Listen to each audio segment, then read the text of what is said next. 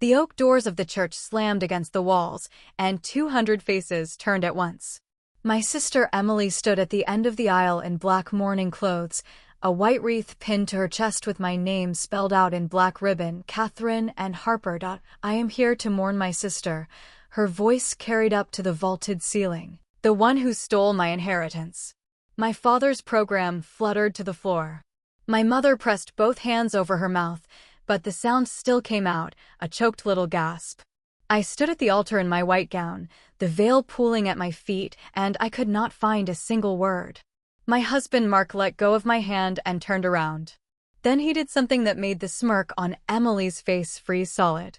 "What the hell are you doing?" Emily's voice went high and sharp, losing all the theatrical gravity she had walked in with. Mark just held up his phone. A bank statement glowed on the screen. He said nothing, just held it there so the front rows could see the numbers. The old wood of the pews creaked as people leaned forward. "Those are forged," Emily said, taking 2 quick steps up the aisle. Her black skirt swept over the red carpet. "You two cooked this up together." I finally found my voice again. "Emily, go home. Now. I'm not leaving." She spun toward our parents, who sat in the front pew. My mother's mascara had started to run. My father's jaw was set so tight the muscles in his neck stood out. "Dad, you see this? You see what she's doing to me? That will. Grandpa promised me the lake house." My father rose slowly, like a man whose bones had turned heavy. "Emily, that will was made while your grandfather was still sound of mind." "He wasn't sound of mind. He had dementia. You all knew it." Emily's tears started falling, but her face was all anger, not grief. "Catherine got to him when he was confused, convinced him." "Enough." I cut her off. My own voice surprised me, how steady it was. I gathered my skirt and stepped down the 3 altar steps until I stood right in front of her. For years separated us, but I felt older by a decade. "When Grandpa made that will, you were taking him to casinos. You ran $47,000 through his credit cards in Las Vegas." A woman in the 3rd row let out a sharp breath. The man next to her shifted in his seat. Emily's face went through something complicated, the anger flickering into something else before she locked it down again. "That was my money," she said, lowering her voice so only the nearest pews could hear. "He promised it to me." "He promised you an education fund," I said. "Not a slot machine fund." Mark came up beside me, his palm warm against my lower back. "Just that pressure, nothing more," and I stopped shaking. "We don't think today is the right day for any of this," Mark said to the room at large, his tone calm and even. "Thank you all for coming.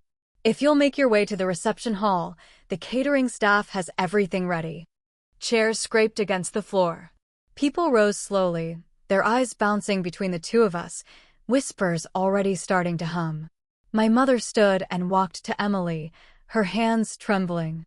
"Baby, come on. Let's go home and talk." "Don't touch me." Emily jerked her arm away. "Mom, you're picking her, aren't you? You always pick her. Because she's the oldest, because she got better grades, because she married someone rich." "I married a high school physics teacher," I said. "You know that better than anyone." That stopped her. Mark taught physics at Northwood High. His salary wouldn't cover 1 month of what Emily used to spend at the outlets. But that wasn't why she was angry. It had never been why she was angry. My father crossed the aisle, his eyes red at the rims. "Emily, I visited your grandfather the week before he died. He was clear as a bell. He told me himself. He gave Catherine the lake house because of what happened in Vegas." "That's a lie." Her voice went up into almost a scream. "You're all lying. You're all in on it together." She ripped the wreath off her chest and threw it on the floor. White petals scattered across the carpet, and my name broke into 2 pieces, the ribbon snapping against the stone. She turned and ran. Her high heels clattered down the aisle, each step like a nail being driven into a board. The church fell silent. The April wind pushed through the open doors and rustled the programs left behind on the seats. Mark crouched down and picked up the pieces of ribbon with my name on them. He held them in his palm, just looking at them for a long moment. "It's all right," he said to me. His voice was soft. "It's all right." But I knew it wasn't. Emily never let anything go. She never had. The reception went on anyway. We changed out of my wedding dress into a simple blue afternoon dress, and I smiled through the toasts, held my champagne glass up for every blessing, let Mark's hand stay on my waist or in my grip the entire night. People pretended nothing had happened, but you could see it in the way they glanced at the main table, at my parents, at the empty chair where my maid of honor had been sitting until Emily ran out. My mother ate nothing. My father drank 2 whiskeys, which he never did. At 10 o'clock the last guests trickled out. My parents called us to the diner across the street from the hotel. My mother had her fingers wrapped around a paper napkin, twisting it into a rope, untwisting it, twisting it again. Emily moved back home, she said as soon as we sat down. She moved in this morning. She gave up her apartment. She didn't tell me, my father said, frowning into his coffee cup. She called 2 days ago and said she wanted to stay for a few days. She rented her place out. My mother's voice went thin. I saw the lease confirmation in her email. 6 months. She's planning to stay. I leaned back against the red vinyl booth. The exhaustion had seeped into my bones. Mom, the lake house isn't for sale. It's mine. I know. My mother held up both hands. I'm not here to ask you for that house. I'm worried about her. She paused. She locked herself in her room and cried until dawn. This morning I brought her breakfast and she told me something. She said she's going to sue you. Mark choked on his water. Sue for what? She says Grandpa's mental state at the time the will was signed was compromised. She says Catherine took advantage of him. What evidence does she have? Mark asked. The doctor's evaluation is on record. They have the assessment from the day he signed. My mother looked down at the table. She found a lawyer. A lawyer who says they can make a case. Who? I sat forward. I don't know the name. I didn't ask. My mother looked up, her eyes wet again. Catherine, you know how she is. She wants something and she fights. But she's your sister. Could you give her this one thing? The lake house, you don't live there anyway. If you let her have it, she might settle down. She might, Mom. I stopped her. Do you know why Grandpa gave me that house? My mother went still. Because Emily left him at the nursing home over Christmas. I said it flat. I was in Chicago for grad school. I flew back to pick him up, and the nurse told me Emily had dropped him off and left. She didn't even pack enough clothes for him. Grandpa didn't sleep for a whole week. My mother's lips parted, but no sound came out. I never told you because Grandpa asked me not to. He didn't want to hurt you. I took a breath. He gave me that house because in the last 2 years of his life, I was the one who visited. I was the one who took him to his appointments. I was the one who stayed overnight when he was in the hospital. Emily always had an excuse. But she posted photos from Miami Beach on Instagram. The clock on the wall chimed 11. Somewhere in the kitchen a dishwasher ran, dishes clinking against each other in soft, muffled percussion. My father cleared his throat. Catherine is right. His voice came out rough. The house stays with her. This is finished. My mother's fingers finally stopped twisting the napkin. They had gone white at the knuckles. And Emily, what happens to Emily? She grows up, my father said. She's 26 years old. Back in the hotel room that night, Mark held me without a word. I listened to his heart, steady and strong under my ear. She'll do worse, I said. I know her. I know. Mark's hand ran through my hair. But we're in this together. Whatever she does, we handle it together. I closed my eyes and thought about all the papers I would have to dig out of storage. Grandpa's medical records. The nursing home logs. The credit card statements with Emily's signature on every single transaction in Las Vegas. I didn't want any of this to end up in a courtroom. But I was done giving ground. The lawsuit never came. Something worse did. 2 weeks after the wedding, on a Saturday morning when I was standing over the coffee maker and Mark was out on the balcony with the newspaper, my phone buzzed with a call from Helen, the neighbor 3 doors down from my parents. Catherine, you need to get over here. There are 2 news vans parked in front of your mother's house. My hand jerked and coffee sloshed over the rim of my mug. What news vans? Local station. And one of those online things, the one that does the weepy interviews. Your sister is out on the front porch talking to them. She's crying. They're filming everything. I drove over with my hands shaking on the wheel. Mark sat in the passenger seat and kept saying slow down, but my foot stayed heavy on the gas. When we turned onto my parents' street, I saw them, two white vans with satellite dishes on top, their logos painted in bold colors on the sides. A cameraman had his lens pointed at the porch. A woman in a blazer held a microphone. And Emily stood on the top step wearing that same black morning dress, dabbing at her eyes with a crumpled tissue. My sister was always the favorite, she said into the microphone, her voice carrying that trembling note that sounded rehearsed down to the last quaver. My grandfather wasn't in his right mind when he changed his will. He gave her what was supposed to be mine. All I want is fairness. I pushed the car door open and my heels crunched on the gravel driveway. Emily spotted me and her tears stopped. Just like that, a faucet turned off. She motioned to the cameraman and the lens swung around to capture me walking toward the house. "Catherine," Emily called out, coming down the steps with that tissue still clutched in her hand. "You're here. Tell them the truth. Tell them whether you took Grandpa to change his will. Tell them whether you took advantage while he was confused. Turn the camera off." My voice came out flat. "A tabletop. A mirror. The press has a right," the woman in the blazer started. Mark stepped in front of her before she could finish. "This is private property. You need to leave, or I'm calling the police. We're just trying to get the real story. The real story doesn't come out of a microphone." I looked past Emily and saw my mother standing behind the screen door. She hadn't stepped outside. She just stood there behind the mesh, her face blurred and shapeless, like a photograph left out in the rain. Emily grabbed my arm. Her nails bit into my skin through my sleeve. "You're scared, aren't you? You're scared everyone will find out what kind of person you really are." I pulled my arm free. "I'm not scared. But are you sure you want everyone to know what kind of person you are?" Something flickered in her eyes. "Last year," I said, "Grandpa's care cost $12,000 out of pocket.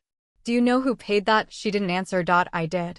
"Do you know where you were?" She opened her mouth, but nothing came out. "You were in the Bahamas. You posted 17 photos from the beach. Bikini pictures. Sunset pictures. Cocktail pictures. While I was filling out forms at the nursing home front desk." The cameraman swung his lens back to Emily. Her rehearsed expression was cracking at the edges, little fissures opening around her mouth and her eyes. "I needed a break," she said. "I work hard. You needed every weekend off. Every holiday. Every birthday." I stepped closer to her. "Now go inside. Tell these people to leave. Or I will send Grandpa's medical records and your credit card statements to every news outlet in this state." Emily went pale. The color drained from her cheeks so fast I thought she might faint. I walked past her and pulled open the screen door. My mother caught me as I came through, her arms around my shoulders, her whole body trembling. She didn't cry. She just held on. My father stood in the middle of the living room, the television on and muted, showing a live feed of our own front yard. He clicked the remote, and the screen went black. "She came down this morning and told me what she was planning," my mother whispered into my hair. "She said she needed attention. She said she owed money. Credit cards. She thought if she made a scene, if people saw her on TV, she could get sponsorships. She could sell things online. Pay it all back." I closed my eyes. So that was it. The $47,000 hadn't been the beginning. It had been a symptom. The news vans pulled away after another 10 minutes. Emily came back inside with her face blotchy and her dress wrinkled, and she sat in the corner of the couch with her knees pulled up to her chin. We all sat there in the quiet living room, the grandfather clock ticking in the hallway, the refrigerator humming from the kitchen. My mother brought her a glass of water. Emily took it, but didn't drink. "How much?" I asked. Emily stared at the glass. "How much do you owe?" $83,000. Her voice came out tiny. "Across 4 cards. $83,000, my father repeated, like he was tasting the words and finding them bitter. "How long were you hiding this?" Emily shrugged. Her eyes stayed fixed on the water. "A year. Maybe more. I kept thinking I could get ahead of it. Then the interest kept climbing and I fell behind, and then I fell more behind, and then I just stopped opening the statements." My mother sat down on the arm of the couch. She reached out to put a hand on Emily's shoulder, but Emily pulled away. Don't, she said. Don't touch me. I don't deserve pity. You deserve help, I said. You don't deserve a house you didn't earn, but you deserve help. She finally looked up at me. Her eyes were raw and swollen. You just want to win. That's all you ever want. This isn't about winning. I sat down across from her on the ottoman my father kept near his armchair. Grandpa left me that house because he trusted me. If I gave it to you, I'd be telling him his trust didn't matter. My father walked over and knelt in front of Emily. He looked at her with a tired sort of patience, the kind of look that came from 30 years of parenting two daughters who pulled in opposite directions. Your grandfather's last birthday, he said. Do you remember what you sent him? Emily blinked. A card. Printed. You didn't even sign it by hand. Her face crumpled. I was busy. I had work. Catherine flew 3,000 miles to have dinner with him. My father's voice was quiet, but it carried through the whole room. He left her the house because she was the one who showed up. Your mother and I, we were busy too. We missed a lot. We don't have the right to blame anyone but ourselves. My mother finally let her tears fall. She hid her face in her hands and her shoulders heaved, silent and broken. Dad, Emily whispered, do you blame me? My father was quiet for a long time. The ticking of the clock filled the whole house. I blame myself, he said. I spoiled you. I let you believe that love was something you could demand instead of something you earned. Nobody said anything after that. The afternoon light came through the front windows, throwing long yellow rectangles across the floor. Mark walked to the kitchen and came back with 4 menus from the pizza place down the street. Nobody's cooking today, he said. I'm ordering. We ate pizza on the couch with the television turned back on to an old western. Emily ate slowly, one small bite at a time, and every few minutes she would look up at me with something unreadable in her face. I didn't meet her eyes. I didn't know what to say to her yet, and I wasn't going to pretend. When we left, Emily was still sitting in that same corner of the couch, her slice of pepperoni half finished on a napkin beside her. My mother walked us to the door. Thank you for coming, she said. Mom, I told her, she needs professional help. Not just for the money. For all of it. She nodded. She knew I was right. I saw it in her face, the same resignation that had been there behind the screen door while Emily performed for the cameras. Mark held my hand all the way home. I stared out the window and watched the streetlights start to flicker on, one by one, as the evening settled in. The lawsuit never came. But something worse had come anyway. The truth had walked right up to our front porch in broad daylight, and now we all had to decide what to do with it. The debt counseling agency laid it all out on a folding table in their beige conference room. 30 months if Emily made minimum payments. 18 if she sold one of the apartments. She owned 2 small units, one she had bought herself with her first real job, and one Grandpa had left her, a cramped studio downtown that had been sitting empty for 2 years. I'm not selling either of them. Emily sat across from the counselor with her arms crossed over her chest. The counselor, a patient woman named Diane with silver hair and reading glasses on a chain, did not argue. She just slid the paperwork across the table and told Emily to think about it. On the drive home from that appointment, Emily called my phone. I picked up because she had been calling every other day for a week, sometimes with questions about the payment plan, sometimes with nothing at all, just breathing on the other end of the line until I asked what she needed, and she said nothing and hung up. I'm not selling the studio, she said before I could even say hello. You told me that already. The counselor doesn't understand. That studio is all I have left. If I sell it, I'm nothing. You're not nothing because you don't own a piece of real estate. Easy for you to say. You have the lake house. I pulled the phone away from my ear and looked at it for a second, then put it back. Emily. The lake house is a roof over a basement that floods every spring and a dock that needs replacing. It's not a fortune. It's a responsibility. You don't get it. Her voice cracked. You never get it. Then explain it to me. There was a long pause. I could hear her breathing, fast and shallow. I need to keep something. Something that proves I'm not a complete failure. The studio is the only thing Grandpa ever gave me that wasn't a hand-me-down or a second thought. If I sell it, it's like I'm admitting I wasted everything he left me. You did waste it, I said. But that doesn't mean you have to keep wasting it. Selling it to pay off the debt is the opposite of wasting. It's cleaning up. She hung up on me. I didn't call her back. I waited, and 3 hours later, she sent a text message. I'll think about it. 2 days after that, Mark and I were eating dinner when my phone buzzed again. Emily's name lit up the screen. I almost didn't answer, but I did. Can I come stay with you? Her voice was small. Just for a little while. Mom and Dad are driving me crazy. Mom keeps leaving articles about debt management on my pillow. Dad watches me fill out my budget spreadsheet like I'm a bomb that might go off. I looked at Mark. He raised his eyebrows and I covered the phone. She wants to stay with us. For how long? I uncovered the phone. How long until I figure things out? A month. Maybe 2. I'll pay rent. I'll help around the house. You can't afford rent. Then I'll cook. You burn water. She made a sound that might have been a laugh or might have been a sob. Please, Catherine. I can't stay there. Every time I walk into the kitchen, Mom looks at me like I'm about to ask her for money. I'm not.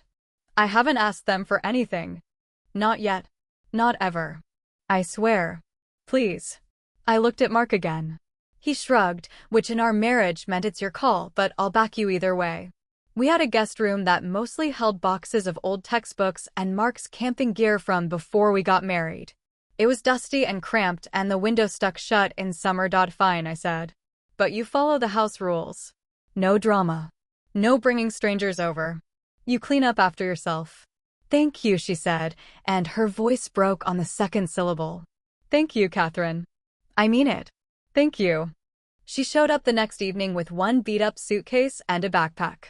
No boxes of furniture, no moving truck, just her and a duffel bag and a purse that had a frayed strap. Mark helped her carry the suitcase up the stairs, and I showed her to the guest room, where Mark had cleared out the boxes and put fresh sheets on the bed. It's not much, I said. It's more than I deserve. She stood in the doorway and looked at the room like she'd never seen a bed before. Don't say that. Just come in and put your things down. She walked in and sat on the edge of the bed. Her hand pressed into the white sheets, smoothing them over and over like she was checking they were real. Her hair was pulled back in a messy ponytail, and she wore an old sweater with a hole in the elbow. Your mother-in-law called Mom, she said. She heard about the news thing. Did she? She told Mom I was a disgrace to the family. Mom didn't defend me. Mom doesn't need to defend you. You did the thing. You don't get to be defended from the consequences of doing the thing. Emily nodded. She kept nodding, like she was agreeing with something I hadn't even said yet. I know. I know. It's just hard. It's supposed to be hard. I leaned against the doorframe. If it were easy, you'd keep doing it. She stopped smoothing the sheets and looked up at me. Her eyes were red, but she wasn't crying. That was new. Usually the tears came on cue, every time she felt cornered. Now they stayed back, like something behind a locked door. Thank you for letting me stay, she said. I know you didn't have to. I didn't. You could have said no. I could have. She nodded again, slower this time. I owe you. Pay the debt first. Then we'll talk about what you owe me. She didn't argue. She just went to her suitcase and started unpacking, folding each piece of clothing with a careful attention I had never seen her apply to anything. I watched her for a moment, then turned and walked back to the kitchen. Mark was at the sink washing the dinner dishes. He looked over his shoulder as I came in. She okay? She says she is. And what do you think? I picked up a towel and started drying plates. I think she's trying. I don't know if trying is the same as changing. But she's trying. Mark turned off the water and dried his hands. He put one arm around my shoulder and pulled me close. She's got a long road ahead. I know. You don't have to carry her the whole way.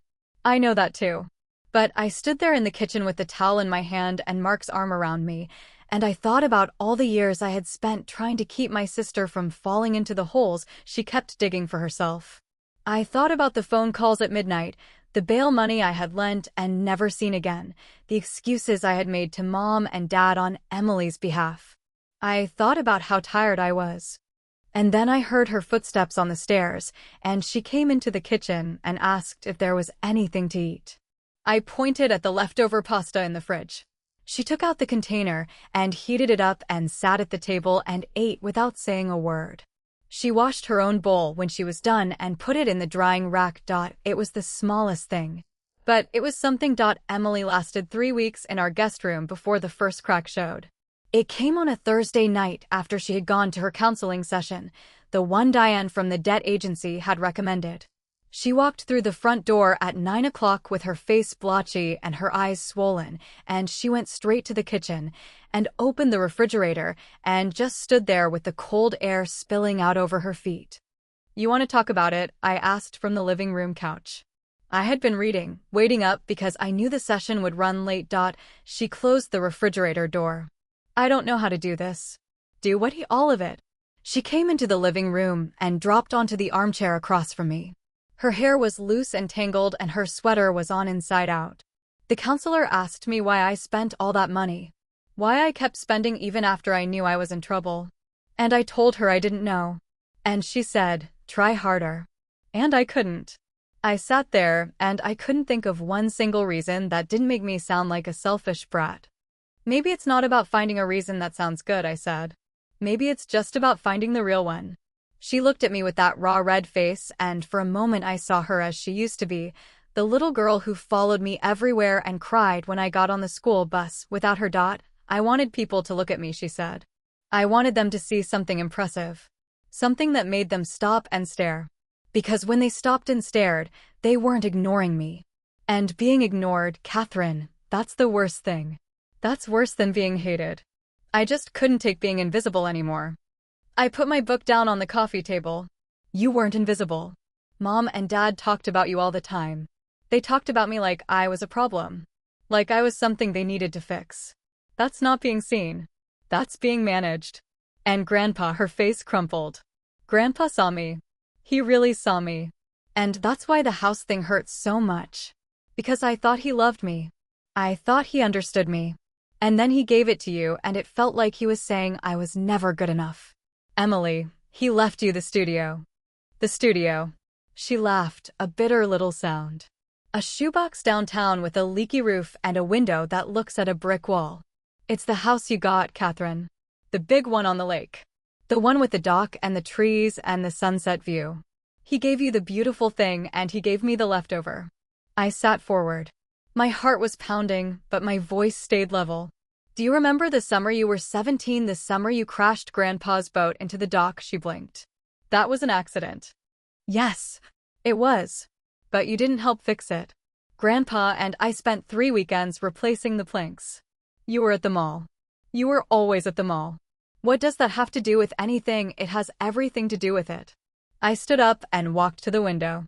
Outside, the streetlights glowed orange against the dark. The lake house isn't just a pretty thing with a sunset view. It's work, Emily. It's fixing the roof and winterizing the pipes and cleaning the gutters. Grandpa gave it to me because he knew I would do the work. He gave you the studio because he knew you would sell it, and he wanted you to have something you could turn into cash if you ever needed it. Emily stared at me. The tears had stopped, but her mouth hung open a little. "He was trying to give you an escape route," I said. "Not a punishment. An escape route. And you're sitting here complaining that it wasn't pretty enough." She pulled her knees up to her chest and wrapped her arms around them. A long silence stretched out between us. The clock on the mantel ticked.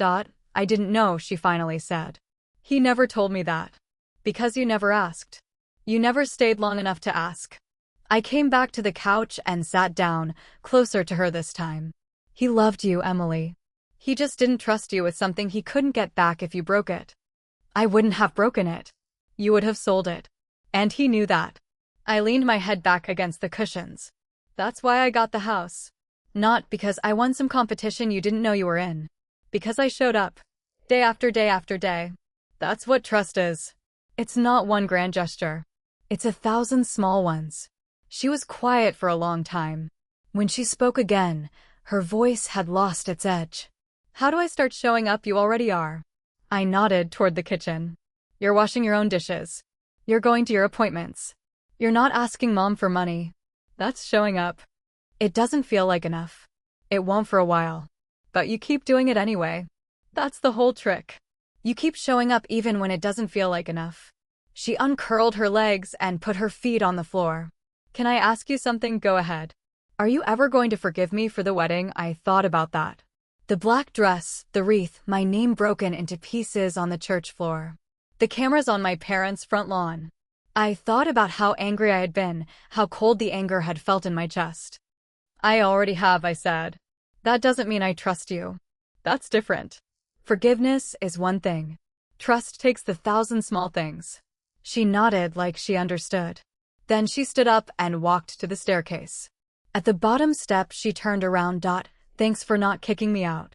You haven't done anything worth kicking you out for. Yet? She almost smiled. It wasn't a full smile, just a twitch at the corner of her mouth, but it was more real than anything she had shown me since she walked into the church in that black dress.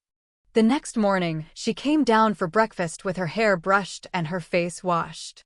She made coffee for both of us, and she didn't burn it. She sat at the table and drank her cup in silence while I read the paper. She was still here. She was still showing up. It wasn't enough yet. But for the first time in her life, I thought she might actually be willing to let it become enough. The garden center hired her 2 weeks after that conversation. Emily came home with a name tag clipped to her sweater collar and a smudge of potting soil on her cheek, and she stood in the kitchen doorway like a kid on the first day of school. I start Monday, she said. Front desk and customer service. It's not glamorous, but it's steady. Mark looked up from his grading papers.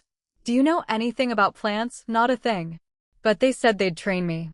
And the discount on perennials is pretty good. That was the first time I heard her make a joke since she moved in.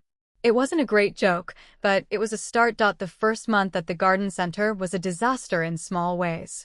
She came home with cuts on her hands from trimming rose bushes. She mixed up the fertilizer orders twice and sent a customer home with mulch instead of compost. The manager called her into the office after week 3, and Emily came home looking like she had been run over by a truck. He said I have the worst plant knowledge he's ever seen, she told me, slumped on the couch. He said if I don't learn the difference between an annual and a perennial by the end of the month, he's moving me to janitorial. Then learn the difference. I'm trying. There's just so much. Soil pH and sunlight requirements and watering schedules. Plants are complicated. People are complicated too. You manage to survive those. You can survive a geranium. She laughed, a real laugh, and went up to her room with a stack of plant care pamphlets. I heard her reading them out loud to herself through the wall, reciting facts like she was studying for a test. The debt payments started coming out of her paycheck automatically. Diane had set up a direct withdrawal from her account, and every 2 weeks the money vanished before Emily ever saw it. She didn't complain about that either. She just adjusted her budget and started bringing her lunch to work instead of buying it. The first time she cooked a meal that wasn't burned or undercooked, she called me into the kitchen to show me. A chicken breast, golden brown, with roasted vegetables on the side. She looked at me like she had just solved world hunger. It's edible, she said. It's good, I said, and I meant it. Mark started giving her rides to the bus stop in the mornings. She got up early, earlier than I did, and I would hear her feet on the stairs and the soft click of the front door. By the time I came down for breakfast, she had already made coffee and put my mug on the counter. It was the little things. The coffee. The dishes washed before I got home. The way she stopped leaving her shoes in the hallway. The way she said thank you when Mark passed her the salt. 3 months in, she started going to church with Mom on Sundays. Not the big one downtown, the little Methodist church Grandpa used to attend. She came back those afternoons with a quiet look on her face, not the jumpy anxiety she used to carry. She didn't tell me what the sermons were about. She just went and came back and sat in her room and read. Mom called me one evening after Emily had been working 4 months.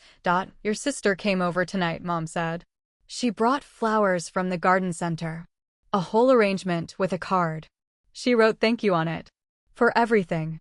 That sounds like her. She paid for dinner too. Wouldn't let us pick up the check. Mom's voice wobbled. Catherine, I don't think I've ever seen her do that before. She's learning. It's strange, Mom said. I keep waiting for the other shoe to drop. Me too, I told her. But maybe it's not going to. Emily kept working. She got promoted from front desk to sales floor, then from sales floor to the greenhouse, where she actually started learning about plants. The manager called her competent, which she told me with the same pride as if she had won a Nobel Prize. She sold the studio apartment. Not the one she had bought herself, but the one Grandpa had left her. She came home with the paperwork and set it on the kitchen table and let me look through it. I decided you were right, she said. It's just a room. It's not Grandpa. He's not in the walls. He was in the time we spent together, and I wasted that. Selling it doesn't waste it more. It just makes it clean. The money from the sale went straight to the debt. 30 months became 12. The counselor called it a significant achievement. Dad started calling her on Sunday afternoons, just to talk. He never used to do that. He used to wait for her to call, and she never did. Now he called, and they talked for 20 minutes, 30 minutes, about the garden center, about the weather, about nothing in particular. He asked me about the lake house, Emily told me one night. We were sitting on the back porch with cups of tea, the first cool evening of autumn. He asked if I still wanted it. What did you tell him? She looked down at her tea. I told him I wanted to earn it. Not just take it. I said I'd wait until you were ready to decide. And what do you want me to decide? She looked up. The porch light caught her face, softer than it used to be. The sharp edges had smoothed out. I want it, she said. I won't lie. I want it. But I want it in a way that doesn't make me feel like I stole it. I want to know I got it because I showed up. Just like you did. I didn't answer that night. I just drank my tea and watched the stars come out. She didn't push. She went inside and washed her own cup and went to bed early because she had to open the greenhouse at 6. The 8th month, she paid off the first card. The second card followed the next month. She kept a chart on her wall with the balances crossed out one by one, red marker through the numbers until they disappeared. She started teaching me how to prune the rose bushes in our backyard.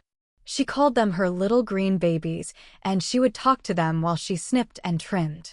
Mark watched from the kitchen window and shook his head, but he was smiling. She didn't ask about the lake house again. Not once.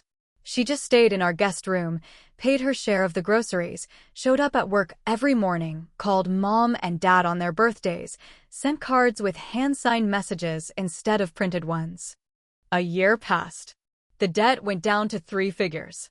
She cooked dinner every Thursday night, a standing arrangement that Mark had started calling Emily's kitchen nightmares. Her food got better. Her posture got better. The lines around her eyes softened. One Friday night in October, she came home with a bouquet of fall flowers, golden and orange and deep burgundy. She put them on the kitchen table in a jar. Those are for you, she said. For letting me stay. For not giving up on me. I looked at the flowers. I looked at her. For the first time, I didn't see the sister who had walked into my wedding in black mourning clothes. I saw the sister who might have been there all along, buried under all the mess. Thank you, I said. She nodded. That was all she needed. The next morning, she left her chart on the kitchen counter. The last balance was crossed out. $0. She had done it. The last debt payment cleared on a Friday. Emily came home that evening with a bottle of champagne, the cheap kind that came in a brown paper bag, and she set it on the kitchen counter like it was made of gold. 0, she said. All zeros. Every single number is a 0. Mark was the one who popped the cork. It hit the ceiling and left a wet mark that stayed there for weeks. We drank out of coffee mugs because the champagne flutes were still packed in a box somewhere from the wedding. You actually did it, I said. I actually did it. She looked down at her mug like it held something sacred. 18 months. I didn't think I could. I really didn't. Nobody thought you couldn't, Mark said. You just took your time. She nodded slowly. Then she set her mug down and looked at me with that quiet expression she had been wearing more and more often. Can we go to the lake house tomorrow? I want to see it. I almost said no. It was instinct, that old reflex of keeping her away from the things she might break. But the reflex was fading. I looked at her face and saw no scheming in it, just the same quiet she brought to the dinner table and the garden center and the Sunday phone calls with Dad. Fine, I said. But we leave early. I want to be back before dark. The lake house sat at the end of a gravel road that hadn't been graded in 2 years. The potholes had grown deep enough to swallow a tire, so I parked at the gate and we walked the last quarter mile. Emily carried a bag of sandwiches from the deli. I carried the keys, heavy on their brass ring. It looked smaller than I remembered. The white paint was peeling on the window frames, and the porch sagged a little on the left side. But the lake was still there, flat and blue under the autumn sky, and the pine trees at the water's edge still leaned in the same direction they had always leaned. Emily stopped at the bottom of the porch steps and stared at the house for a long time. She didn't say anything. She just looked. Are you going in? I asked. In a minute. She walked around the side, toward the dock. I followed her. The boards were rotten at the end, and the rowboat that Grandpa used to take out every morning had been pulled up on the shore and left to weather. The oarlocks were rusty. I crashed his boat into this dock, she said. That summer. I remember now. I was trying to impress that boy from the camp. The one with the red hair. I remember. He was so mad. Grandpa was so mad. She crouched down and touched one of the dock planks. I didn't help fix it. I just left. I went back to the camp and pretended nothing had happened. You told him you were sorry. Did I? I don't remember. Maybe. I sat down on the grass beside her. It doesn't matter now. He forgave you. He gave me the studio anyway. The one I sold. He did. I miss him. Her voice was small. I miss him all the time. I didn't even know I did until I started going to church. And then I sat in that pew and I thought about how I never came with him when he asked me. I always had something better to do. That's what the past is, I said. A bunch of things we wish we had done differently. She turned and looked at me with her eyes clear and dry. Can I see inside now? I unlocked the front door. It stuck the way it always stuck, and I had to lean my shoulder into it to get it open. The living room smelled of dust and pine needles and the faint old sweetness of Grandpa's pipe tobacco, even though he had never actually lit the pipe, just packed it and chewed on the stem while he read. Emily walked through the house slowly, touching things. The mantel clock. The Afghan draped over the back of the sofa. The stack of old Reader's Digests on the coffee table. She opened the kitchen cabinets and peered inside. She stood at the back door and looked out at the lake through the screen. You kept everything, she said. Mostly. I come up every few months to clean and check for leaks. I didn't know that. I didn't know you came here at all. You never asked. She turned from the door. I'm asking now. Why did you keep it all the same? You could have sold it. You could have changed everything. I sat on the arm of the sofa. Because it's the only place I have that still feels like him. It's not the wood and the plaster. It's the way the light comes in, the way the floor creaks in the corner by the fireplace. It's all the small things he chose. I don't want to change that. Emily walked back to the living room and sat down on the sofa, right in the spot Grandpa had always sat. She ran her hand over the worn cushion. He loved you so much, she said. More than me. That used to make me so angry. I used to think it wasn't fair. It's not about love, I said. He loved you too. He just didn't trust you. Those are different things. Are they? I thought about it. I thought about Grandpa's face when Emily came to visit, how it lit up even as his hands trembled. I thought about the way he asked about her long after she had stopped asking about him. He loved you more, I said. He just didn't know how to show it. You kept leaving before he could. She didn't answer that. She sat in the quiet, looking out at the lake through the front window. The sun was getting low, turning the water from blue to gold. I can't move in here, she said. I know that. But can I come sometimes just to sit, just to remember? You can come whenever you want. She looked at me with something that might have been peace. Really, really. I walked over and stood beside her. You earned the right to ask. That's what this year was about. You earned the right to be here. She reached up and took my hand. She squeezed it once, quick and firm, and then let go. We drove back in silence as the sun set behind us. Emily had her window down and the air rushed in, cool and clean. I watched the road and thought about Grandpa's note, the one I hadn't shown her yet, the one that said she had to learn before she could receive. I still didn't know if she had learned everything, but I knew she had learned enough to start. That night she made dinner, the Thursday night tradition she had never broken. She roasted chicken with rosemary from the garden center and potatoes cut into even pieces. She set the table and poured water and brought everything to the table like it was a real occasion. She looked happy. Not loud happy, the kind she used to pretend at. Quiet happy. The kind that settled into the bones and stayed. Mark raised his glass. To Emily. Debt-free. She clinked her glass against his. To Catherine.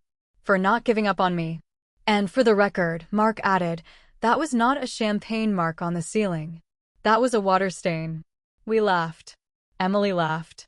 It was the sound of something that had been broken and put back together, not smooth and perfect, but whole. The Italian restaurant was Mom's choice, a little place on the edge of town with red checkered tablecloths and candles in Chianti bottles.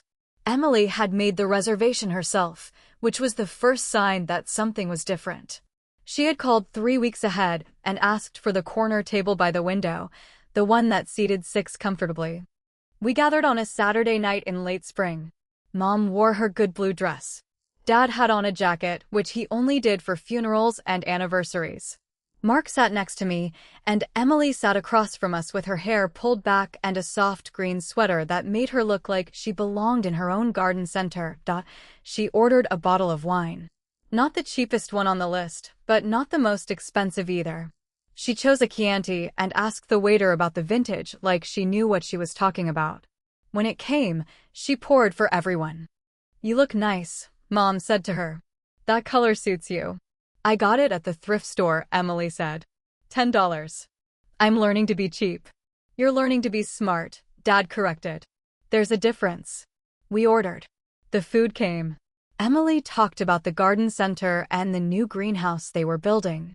She had been promoted again to assistant manager, and she had her own key to the building. Mom asked if she had any plans to go back to school. Emily said she was thinking about it, maybe a horticulture certificate, something practical.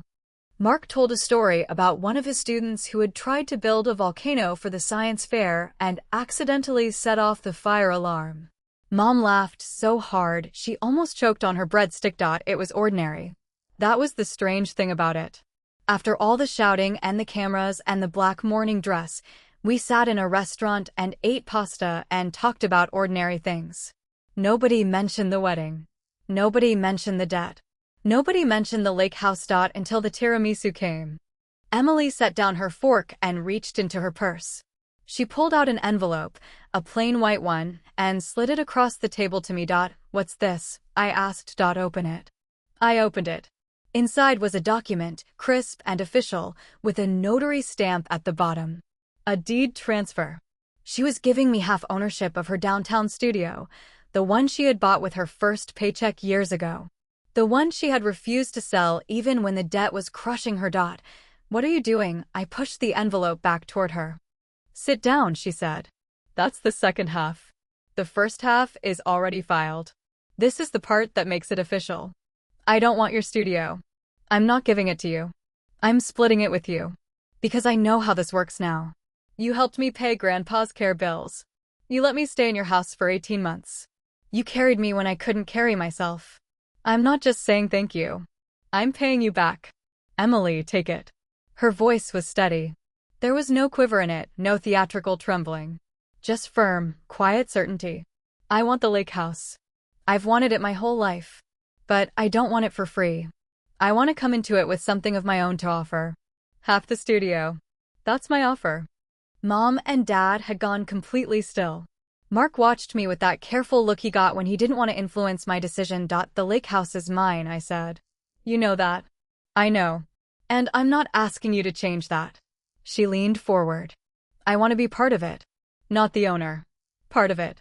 We can put both our names on the deed. Or we can put yours and a life estate for me. Or we can write up something else. I don't care about the legal part. I care about the sitting on the porch part. I care about the cleaning the gutters part. I care about being there the way Grandpa would have wanted me to be. I looked down at the deed transfer. Her signature was neat and legible, nothing like the messy scrawl she used to have. She had signed it in blue ink, which seemed like a small thing but felt big. You're serious, I said. I'm serious. She reached across the table and put her hand over mine. I'm not the same person who walked into your wedding. I know you still don't fully trust me. That's fair. I haven't earned all of it yet. But I'm earning it, Catherine. Let me keep earning it. I looked at Mom. She had tears in her eyes, but she was smiling.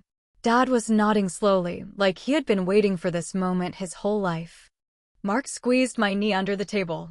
It's your call, he said. But I think Grandpa would have liked this. I pulled the envelope back toward me and set it beside my plate. I'll think about it, I said. Emily smiled. Not a big smile, not a triumphant one. Just a small, quiet lift at the corners of her mouth. That's all I'm asking. We finished the tiramisu. We finished the wine.